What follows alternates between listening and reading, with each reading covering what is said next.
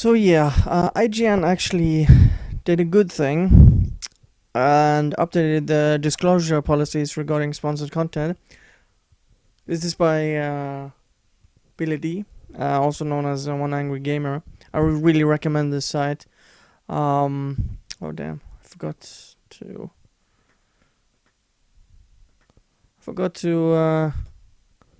whitelist this site.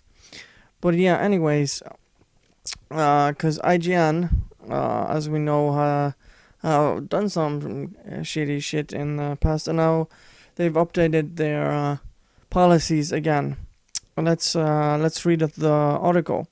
Regardless of what the media says about Gamergate, the goal was always to improve the standards of gaming media so that consumers and gamers alike would have sound and ethical press, so they could turn for information regarding purchases and valid forms of news regarding upcoming gaming titles.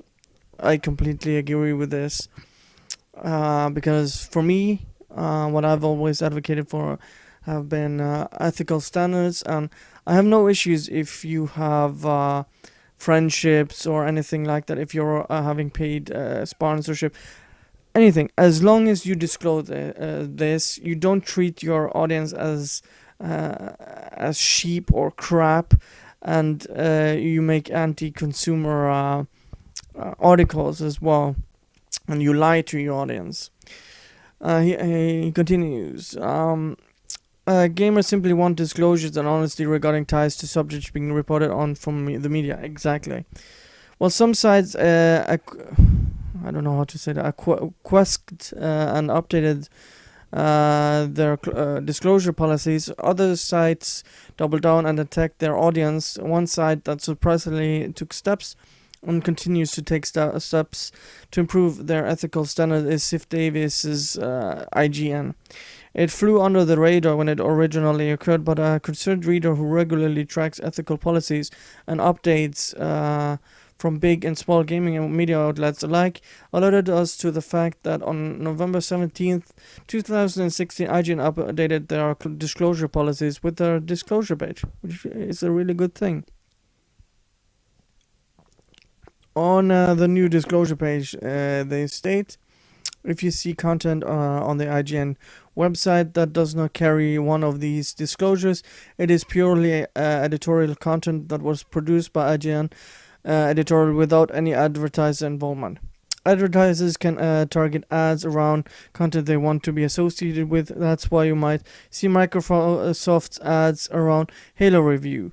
However, our critics never have prior knowledge of the ads that will run alongside any pieces they write if there is no disclosure. There was no advertiser involvement. Yeah, I completely support this. There are three types of disclosure messages they use: one for promoted content, one for presented content, and one for advertisement. They explain the differences between the content and what each one means when used on the site. This comes after the FTC updated their guidelines following an email campaign from Gamergate employing the Federal Trade Commission to take a closer look at video game review sites and Let's Play content from YouTube content creators. Yeah, as we know, there have been multiple issues with Let's Plays, like the Shadow of Mordor thing, and Microsoft paying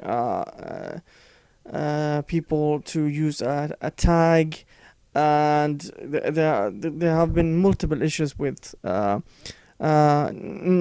disclosing that it's paid content and other such things. According to the Wayback Machine, the page has no existence before November 19th, 2016. This seems to indicate that it may have actually been created on November 17th, 2016. The only similar page is their standard and practices and deals page. Both of were created back in 2014. Sound familiar? That's when Gamergate started. Deals page appears to have been back in May 2014. While the standards and practices wiki was made public back on December 30th, 2014. Back on November 1st, 2014, IGN publisher Tal Blevins acknowledged that an email exchange he had with an individual who encouraged by Gamergate to reach out and request IGN to make a public policy available regarding ethics and disclosures. It appears as if IGN at least adhering to the standards, practices, and requests to maintain the appearances of ethical reporting and media publishing.